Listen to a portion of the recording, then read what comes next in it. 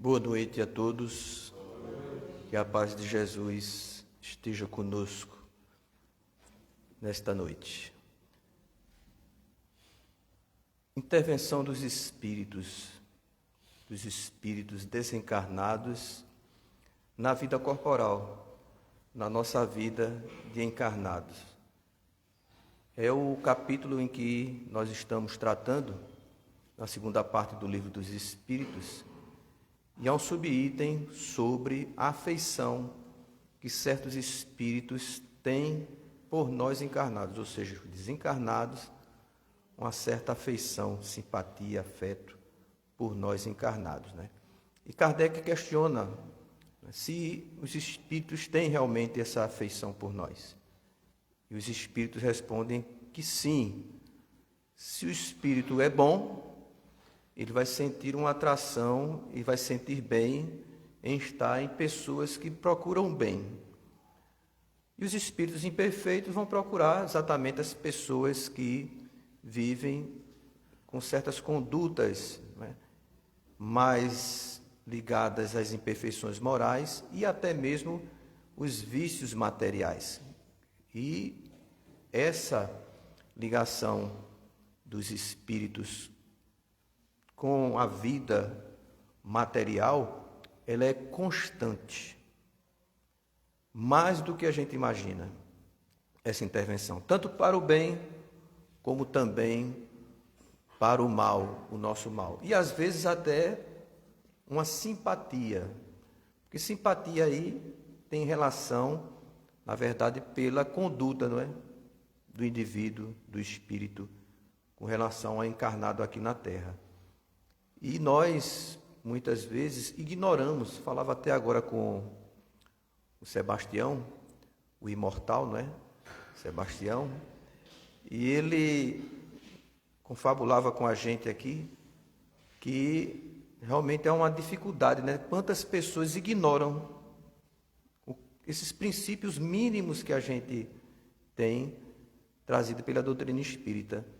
Mas a gente tem que entender que Deus não impõe a nossa reforma moral. Ele impõe certas providências, como a reencarnação, por exemplo, é uma imposição. Mas são atitudes, leis para o nosso bem. Então, há leis que regulam a natureza, mas também regula o espírito, a moral, com as suas consequências, não é? E nós estamos vivendo hoje uma transformação do nosso planeta. Mas as pessoas pensam que essa transformação planetária se dá assim rapidamente. Nós somos tão ansiosos, não é, que as coisas aconteçam, porque normalmente nós não acreditamos que somos espíritos. Nós sabemos que somos espíritos, é uma coisa. Agora, acreditar que a gente é espírito, acreditar verdadeiramente que somos espíritos, aí vai uma diferença enorme, não é? Conhecimento não é fé, propriamente dita. E Kardec fala aqui que os espíritos, muitas vezes, se afeiçoam verdadeiramente, não é? Essa afeição, quando ela é moral. Porque a afeição material, né, muitas vezes ela está embutida na afeição moral. Por exemplo, uma conduta que você tem, mas o que lhe atrai está contaminado por algumas imperfeições morais do espírito. Ele tem, por exemplo, ele gosta de algum tipo de vício que ele viveu em outra encarnação, quando estava vivo, e sente uma dependência dessas energias e se aproxima de pessoas, não é? Mas com o intuito de absorver as sensações da matéria, por exemplo, da bebida, da drogadição, do tabagismo e outras mazelas materiais. Mas há também as mazelas morais, como a inveja, ciúme, a maledicência, não é? E tantas outras aí que também pode atrair o espírito. Mas André Luiz, no livro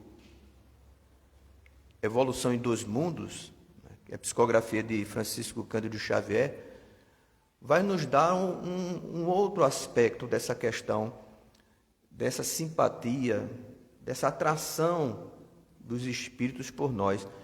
E quando eu falo que a gente não acredita que é espírito, não é? Apesar do capítulo tratar dos espíritos encarnados intervindo na vida do encarnado, os mecanismos se dão também entre os encarnados. Não sei se vocês estão entendendo. O mecanismo funciona tanto entre encarnados, como também dos encarnados entre nós. Não é? É um mecanismo do espírito. E nós somos espíritos. Sabe por que eu digo que a gente não acredita que é espírito? Porque a gente tem condutas que não condizem com essa crença verdadeira, que não é verdadeira. Por exemplo, se a gente é espírito, por que o temor da morte? Por que alguém que a gente ama não pode morrer? Por que a gente sofre tanto? Por que a gente se preocupa tanto com aqueles que a gente vai desencarnar e se preocupa com as pessoas que estão aqui? Se eles também são espíritos. Mas a gente não consegue, né, controlar isso. É um condicionamento que ainda estamos educando. Por isso, saber que a gente é espírito e acreditar realmente que a gente é espírito, tem essa diferença. Isso influi também, quando a gente desencarna, a gente ainda acredita que é de carne. Se movimenta no plano espiritual como se fôssemos encarnados, com condutas, desejos, sentimentos. 2/3 da população espiritual e dos encarnados também, 2/3 vive ligado à Terra. Um planeta que tem 20 bilhões de espíritos, 2/3 é uma quantidade muito grande, né? Que não se desprenderam desses atavismos, não é? Dos condicionamentos materiais, das necessidades materiais. Por quê? Porque é um processo de evolução mesmo. Nós estamos evoluindo pouco a pouco, lentamente, mas estamos andando. Uns mais rápidos, são poucos, mas a grande média planetária se arrasta verdadeiramente, né? Então há muito ainda a gente trabalhar, nós como os espíritas, não é? Não só para a nossa crença verdadeira, mas também para ajudar aqueles que ainda não estão com essa informação, né, carregando, não é? Nem como informação. Então, quando Kardec diz assim, a verdadeira feição, ela é moral, não é carnal, mas há necessidade de alguns espíritos que a gente tenha alguma simpatia por uma conduta material, para ele se afeiçoar por nós. Mas esse mecanismo, muitas vezes, não é explícito, como está na obra lá, bem explicado, de André Luiz, Evolução em Dois Mundos. A aura, não sei se vocês já ouviram falar nesse termo aura. Aura no Espiritismo, ele tem um caráter muito científico. Ele tem uma explicação nessa obra que nos dá outra visão, porque as pessoas de muitas outras crenças, não é, transformou a palavra aura, não é, em uma palavra de vários significados, conforme a sua crença. E André Luiz esclarece que nós temos no nosso corpo fisiológico, corpo biológico, células. E cada célula dessa, gente, é uma consciência, é um princípio espiritual. É um princípio espiritual. O perispírito, ele vai, com o seu poder mental, não é, dominar princípios espirituais cujas mentes, vamos dizer assim, cujas consciências são muito fracas em relação à nossa consciência de espírito humano.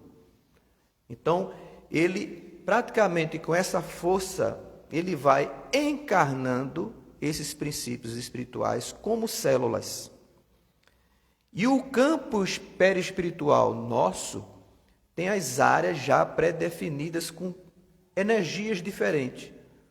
Se a gente pegasse assim e transformasse nosso perispírito num conjunto de ímãs, aí em cada área do nosso perispírito tem um ímã com equivalência magnética diferente e vai atrair princípios espirituais em áreas diferentes para montar a cada célula uma atividade, um trabalho para montar como uma espécie de quebra-cabeça o corpo biológico. E essas consciências são princípios espirituais encarnados, dominados mesmo, controlados pela mente do espírito, que somos nós. Então vocês aí encarnados, estão dizendo a essas células encarnadas para dizer assim: forme o coração, forme o pulmão, forme o estômago e forma esse quebra-cabeça semelhante às partículas coloidais, não é? Que são atraídas, não é? Conforme a sua simpatia, e vai montando esse conjunto. Só que essas células, como são princípios espirituais, não estão no nível de espírito, mas ela irradia o seu campo de consciência limitado, mas irradia, como nós também, como espírito, irradiamos a nossa mente através de um campo. Nós irradiamos e interferimos no ambiente. Interferimos e modificamos o fluido cósmico universal que está aqui em toda parte, criando nessa modificação o que chamamos de pensamento. E esse pensamento é uma matéria que os espíritos podem ler, se eles tiverem essa capacidade. Mas essas consciências celulares são muito poucas, elas não conseguem irradiar muito longe. Não vai muito longe a irradiação. Aí as pessoas dizem: Chico Xavier tinha uma aura de 10 metros. A minha, eu ainda tentei um microscópio eletrônico para medir a minha, mas ainda não cheguei lá. Ainda não inventaram um microscópio eletrônico para medir a distância da minha aura. Mas, na verdade, não são essas células sozinhas, né, que potencializa essa irradiação. O nosso pensamento de espírito, como ele é mais poderoso, né, ele contamina, vou usar esse termo, a irradiação dessas células, desses princípios espirituais. E todos nós, vistos por algum espírito com a clarividência mais apurada, vai ver no nosso corpo fisiológico uma irradiação luminosa, com cores diferentes, com tonalidades diferentes. Não vou usar nem cores, porque tem gente que é uma tonalidade opaca, né? Aquela coisa meio cinzenta, mas tem gente que tem características próprias, porque essa irradiação das células é contaminada pela irradiação do nosso pensamento. E se mistura essa irradiação e propicia particularidades conforme o pensamento de cada um. E essas particularidades, né, cria esse fluido irradiante que chamamos de aura. Então, se Chico tinha uma irradiação celular junto com o do seu pensamento, ele amplia essa irradiação por conta da sua vontade, consciente e inconsciente de espírito, não só da célula. Mas a aura é isso, mistura da irradiação das células, que são princípios espirituais, com a irradiação do nosso pensamento nesse campo. E como ele tem particularidades, essa irradiação, o que são particularidades, características? É uma espécie de cartão de visita. Se eu mandar um WhatsApp aqui agora para Sebastião, não sei nem se Sebastião sabe o que é isso, né? Porque ele nasceu antes de Jesus, Sebastião. Aí não sei se ele absorveu essa tecnologia. Mas se chegar para ele, foi uma irradiação eletromagnética, uma irradiação que saiu daqui, não foi direto para o celular dele. Foi para uma antena, sabe-se lá onde essa antena está. Dessa antena foi avisada a antena que procure o celular de Sebastião. Aí ele manda outra irradiação eletromagnética para o celular de Sebastião. E Sebastião, o celular dele, o smartphone, interpreta aquilo ali. Por quê? porque a minha mensagem tinha particularidades, tinha letras diferentes, e chegou até o Sebastião. Mas Sebastião, o smartphone dele, só interpretou a minha mensagem porque lá tinha uma espécie de base interpretativa.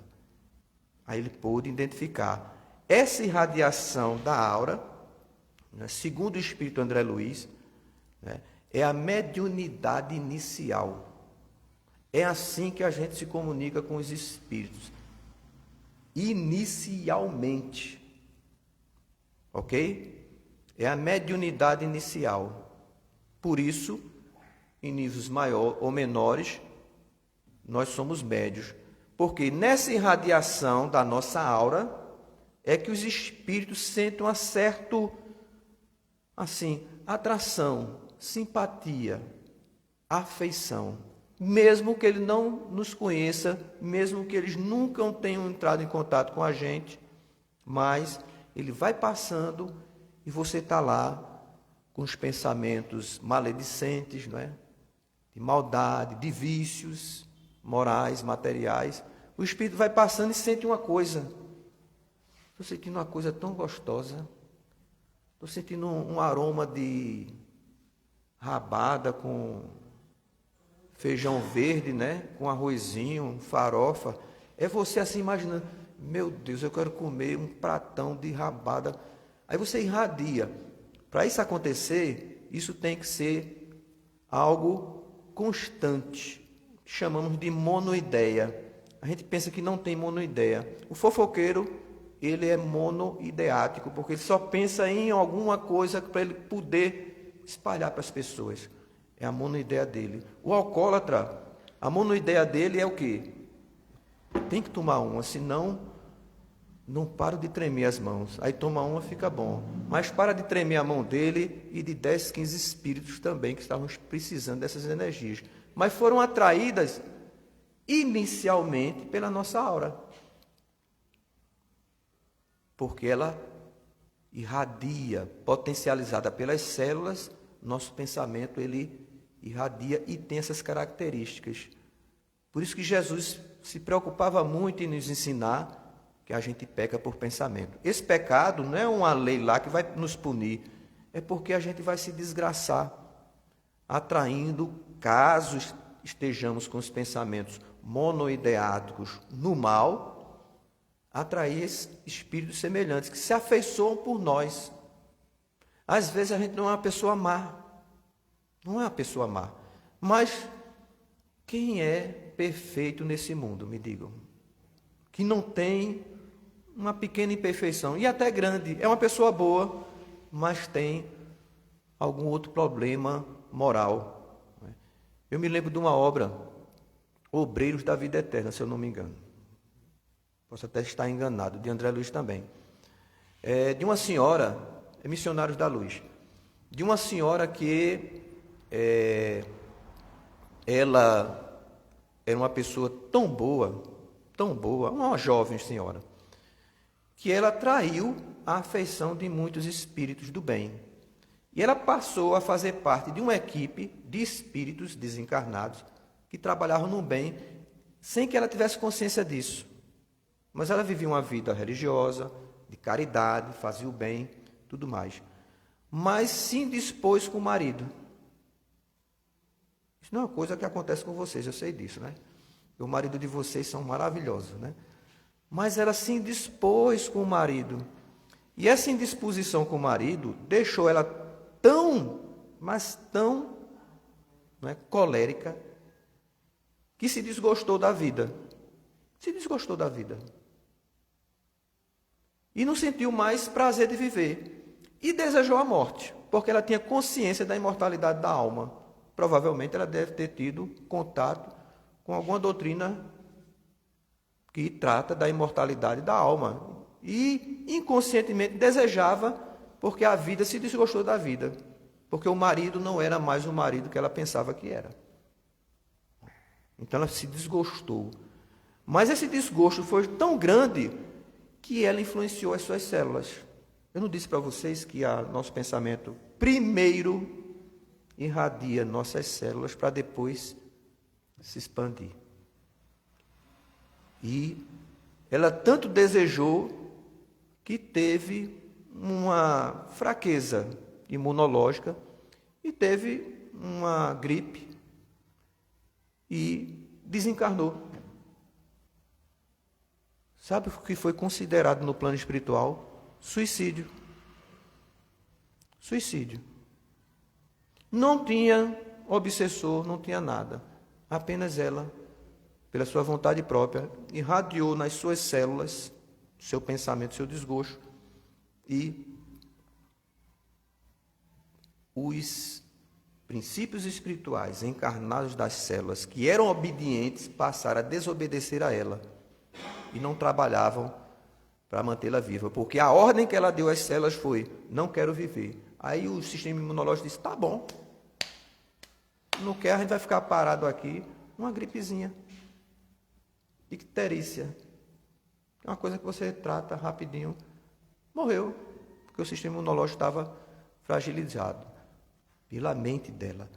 Então a gente tem que tomar muito cuidado com os nossos pensamentos. Se a gente sentir os pensamentos assim desmotivados, procure motivação, né? Procure motivação. Porque eu vejo todo mundo querendo que as pessoas sejam santas. Sejam santas. Mas as pessoas não estão em condições de serem santas. Isso pode criar na imagem da pessoa: ah, eu sou fraco. Sou fraco porque fulano disse que eu tenho que ser assim, mas eu não consigo. Então eu sou uma pessoa fraca, uma pessoa que não tem sucesso na vida. Isso eu falo muitas vezes no aspecto religioso. As pessoas exigem muito nas religiões dos outros, né? Bando de fariseus, né? O que tem de fariseu espírita, porque eu não posso falar das outras religiões, né? Só posso falar da minha, que eu convivo nela. Mas no movimento espírita tem muito fariseu. Né? Quer que todo mundo seja perfeito. Você viu André Luiz falando? Eu digo: vi, mas não sou André Luiz. Uma vez me deram um puxão de orelha, porque me viram no trânsito fazendo um equívoco. Não foi intenção minha, errei. Mas ele quis me punir. Você, espírita? Eu digo: pois é, meu filho, você também é. Aí, querendo cobrar uma perfeição, eu me enganei, me perdoe. Né? Porque você pode errar, viu? Se você é espírita, pode errar, mas não erre na frente de outro espírita, não. Não erre na frente de outro espírita, porque o outro espírita, ele é... Bezerra de Menezes está na casa dele, né? Bezerra de Menezes não vai na casa de ninguém, mas na casa dele vai. Aquele espírita que eu chamo espírita dogmático, né? Ele não é heurístico, ele é dogmático. Ele lê uma coisinha, já se acha. Assistiu uma palestra, pronto, aquela palestra é a regra de vida dele. Então, ele não procura abrir o leque dos seus pensamentos para usar o bom senso que Kardec sempre usou. Né? E Kardec questiona também, né, se os espíritos que estão lá se preocupam com as nossas desgraças aqui. E Kardec vai dizer que sim. Muitas vezes, eles, mais das vezes, né, muitas vezes, não, mais das vezes, eles se preocupam mais com as nossas desgraças morais do que as materiais.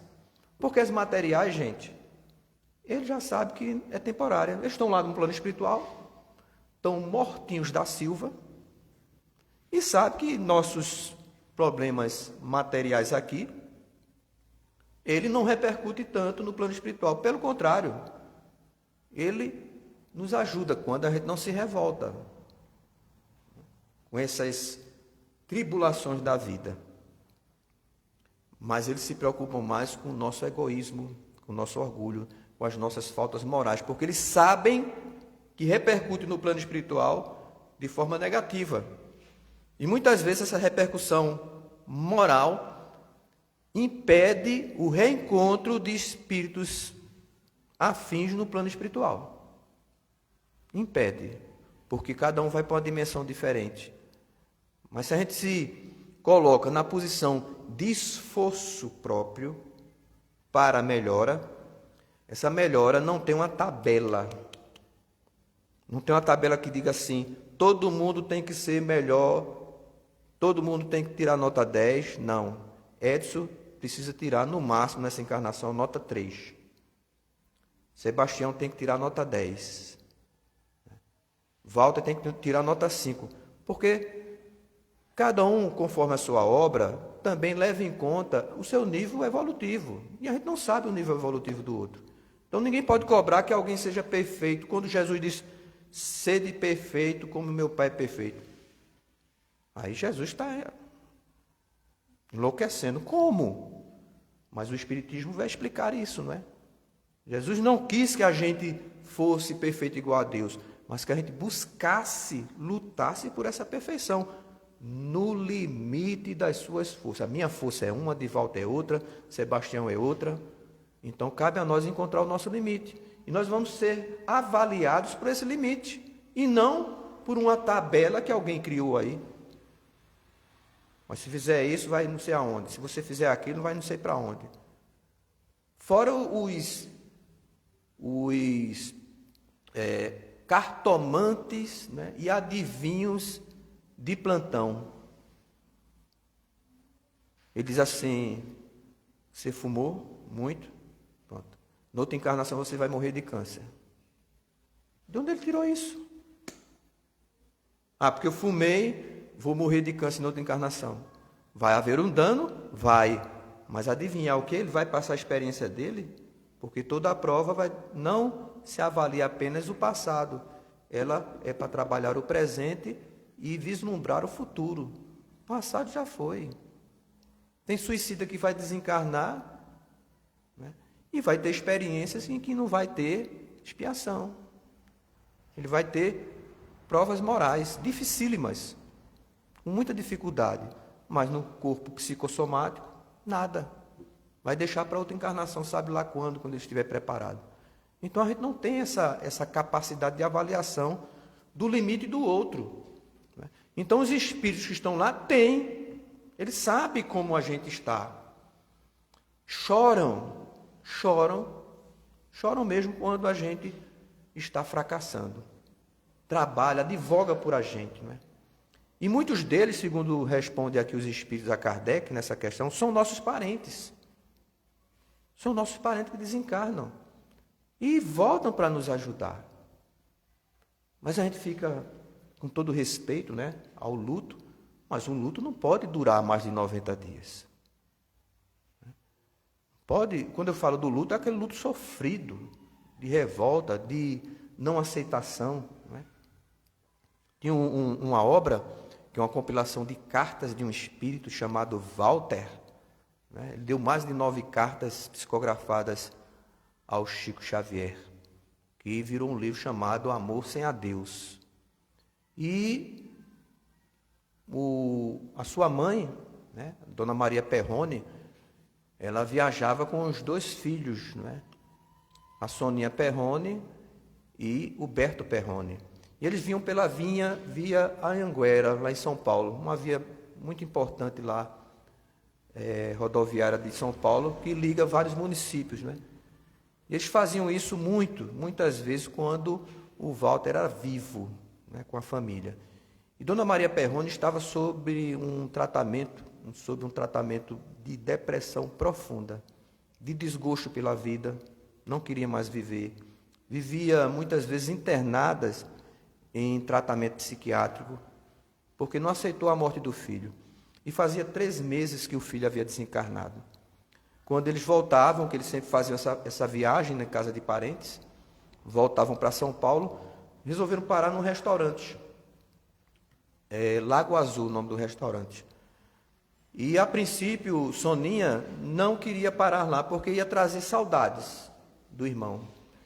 E pensava também na mãe, né, que estava em tratamento, fazia muito tempo que ela não saía de casa, e convenceram ela a fazer esse passeio, e talvez fosse induzir a ela uma saudade maior, que pudesse agravar a sua tristeza profunda. Mas a própria mãe, Dona Maria Perrone, convenceu Soninha a parar para fazerem uma refeição. E pararam. Mas quando chegaram lá, fizeram a refeição, foi uma coisa muito triste. Né? Porque vem aquelas lembranças, não comentaram nada, mas ficou aquele silêncio na mesa, né? Todos pensando no Walter, que havia desencarnado. Walter era um menino muito bom, primogênito, não é? morreu tragicamente. E era um menino bom, todo mundo gostava dele. E ainda mais, porque quando ele recém-nascido teve uma doença muito grave e os médicos desenganaram. E Dona Maria Perrone era muito católica, né? Era o primeiro filho dela. Aí fez uma oração, foi até a igreja e fez uma oração pedindo a Nossa Senhora para que intervisse na vida do filho dela. E o filho dela sobreviveu, o Walter. Aí mais ainda, né? Parece que as mães sentem aquele primogênito, passou por essa experiência e ele era muito apegado à mãe. E a mãe, certamente, a ele, né? Não diminuindo o amor pelos outros 2 filhos que ela tinha. E, naquele momento, demoraram mais do que o normal. E Soninha insistia ao Berto que fôssemos embora, não é? Estava aquela coisa meio triste. E Berto, estranhamente, não, vamos esperar mais um pouco. E ficaram lá, pensativos, Soninha insistindo, vamos embora. E resolveram sair. E quando entraram no carro, no estacionamento, que iam saindo, aí Berto percebeu que um veículo tinha estacionado e desceu do carro um homem semelhante a Chico Xavier. Isso foi em 1974. Chico Xavier não era conhecido deles pessoalmente, mas eles viram na televisão, de um programa Pinga Fogo, o Chico ficou muito famoso, 2 edições desse Pinga Fogo, não é? Ocorreu e foi assim um estouro de audiência, né, no Brasil inteiro. Naquela época não tinha o vídeo, a transmissão via satélite. O pessoal pegava umas fitas e espalhava pelo Brasil, né? Ia para as emissoras afiliadas, era a Rede Tupi, na época, né? Da época de Walter, eu vi isso na internet, né? E passava esses filmes, mas foi assim uma explosão. E eles assistiram o programa. E a mãe de Berto disse, deve ser ele, muito parecido. E vamos lá para ver. Aí a mãe, a Dona Maria Perrone, já desceu do carro e foi-se embora correndo para falar com o Chico. Quando chegou, se aproximou de Chico, ela e os 2 filhos, né? O Berto e a Soninha. Quando se aproximaram de Chico, o senhor é o Chico Xavier? Perguntou Dona Maria Perrone ao Chico. E Chico disse, sou eu sim. Né? Como é que vai o Valtinho? Ele já nasceu, está com o nome do pai. Aí foi um choque, porque eles não conheciam o Chico. Só perguntaram se era o Chico, Chico disse sim. Aí Chico já foi descrevendo a vida do filho de Walter, que quando Walter desencarnou, a esposa estava grávida de 7 meses. Aí Chico, ele já nasceu, o Valtinho, é o nome do pai, até o nome Chico falou, Valtinho, e realmente o bebê nasceu com o nome do pai, Walter. E a mãe como está? Aí ficaram lá em choque. E a mãe, certamente, viu aquilo como um aviso, como um sinal, aí disse, como é que está meu filho, Chico? Aí Chico disse assim, olhe, no momento ele está bem, e está com a senhora o tempo todo. Veja, 3 meses que ele havia desencarnado. E já estava com a mãe, convivendo com ela. E a mãe não percebia pelo estado depressivo e de revolta que ela se encontrava. E ela estava sendo auxiliada pelo seu filho, para se recuperar da morte dele mesmo. E ela não tinha condições nem percepção para isso, não é? Mas tinha o coração de mãe, não é? Apesar de ser católica, fervorosa, ela não aceitava que o filho estivesse morto. Mas veja, conflito, né? Da crença com a realidade, né? Do espírito. Mas ele estava lá intervindo. Que simpatia esse espírito tinha pela mãe. Que afeição. E trabalhando por ela, que é uma questão que está aqui, que foi respondida a Kardec, que muitas vezes os parentes passam a ser protetores. Passam a ser protetores. Foi o que aconteceu com o Walter. Nas cartas que ele psicografou, porque a mãe, Maria Perrone, botou na cabeça que tinha que viajar para Uberaba para ver se recebia alguma carta. Mas quando ela voltou para casa, voltaram todos os 3 para casa chorando de emoção. Mas ela piorou. Saudade aumentou mais ainda, foi internada, depois recebeu alta. Quando estava em casa, um sobrinho, primo do Walter, se apresentou e disse lá, olha, fulano, que era outro primo, muito amigo de Walter, fulano teve um sonho em que Walter visitava ele no trabalho e dizia assim, vim aqui te ver, mas eu não posso me demorar muito porque eu tenho que voltar para ficar perto da minha velhinha, que ela está precisando muito. Velhinha era um termo carinhoso que ele usava para a mãe. Aí quando ela soube, quando escutou essa história, disse, não, isso é um sinal, Walter quer falar comigo. Aí pegou uma comadre, porque a família, ninguém, não era porque não queria, né, ter nenhum problema com o espiritismo, nem preconceito, é porque era a saúde dela que estava muito frágil. Mas ela botou na cabeça e disse, quem vai comigo para Uberaba? Arrumou uma comadre, né, que era espírita. Ela se lembrou da comadre e também conhecia o Walter. E as duas viajaram para Uberaba, as duas. E lá, no mesmo dia que chegaram lá, desceram do ônibus, foram para o centro. E lá recebeu a primeira mensagem, e a primeira carta, né? E Walter relatando a sua situação no plano espiritual, que estava com seu avô, o avô está aqui comigo. Ele que veio me receber após a desencarnação. E eu me recuperei rapidamente, viu? Porque ele era um menino bom. Um menino bom. Veja o que é uma conduta reta, apesar de você ser um espírito imperfeito. Ele se reabilitou rapidamente no plano espiritual e passou, como trabalho, a ajudar a recuperar a mãe, que estava muito abatida. E naquela carta ele descreveu a esposa, mandou mensagem, falou que os primos dele, que já haviam desencarnado, estavam lá. Não podia se comunicar por questões emocionais, mas ele passou a ser fofoqueiro do além. Porque as pessoas, os espíritos que morreram de acidentes trágicos, né, que é muito comum esses espíritos se reunirem lá para, nesses tipos de desencarne, como uma espécie de terapia de grupo, né, se socializar no plano espiritual e motivar um ao outro.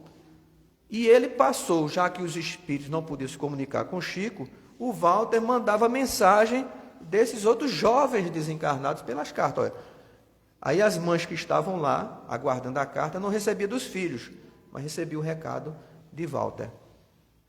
Então, muitas vezes, esses espíritos nunca vão perder o afeto que eles tinham conosco aqui na Terra.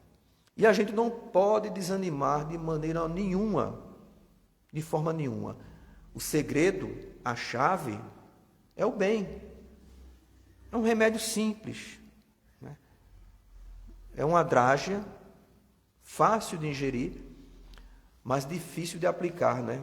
Porque nos condicionamos a achar a salvação em facilidades, em que o outro pode assumir a nossa responsabilidade e dizer assim, Edson, tu estás salvo, quando eu não estou.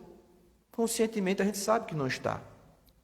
Aí quando chega na hora da morte, o desespero, o medo, o temor, porque sabe inconscientemente para onde ele vai. Como é que eu posso viver uma vida desregrada, destrambelhada, como dizia minha avó, moralmente? Como é que vai estar do lado de Madre Teresa de Calcutá, de Irmã Dulce? Já usaram essa lógica? Como é que eu vou estar lá no céu com esses homens que se sacrificaram, Francisco de Assis, Teresa d'Ávila, com os discípulos de Jesus, né?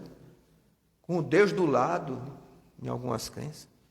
Se eu tive uma vida que eu sei que foi errada, porque alguém disse, está salvo, ou porque você pagou um carnê aí, comprou um terreno no céu, né? Que a coisa está séria, viu? Eu acho que eu vou desencarnar, não vou encontrar nenhum terreno lá, está tudo vendido. Vou chegar lá, eu vou ser um sem-teto no plano espiritual. Porque o que já venderam aqui não tem mais lugar no céu, não. Tem não. Então a gente tem que pensar, usar a lógica, a inteligência, a razão. A fé tem que estar atrelada à razão.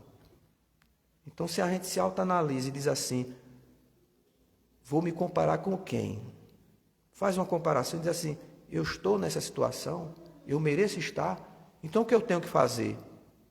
Amai-vos uns aos outros como eu vos amei, disse Jesus. Basta isso.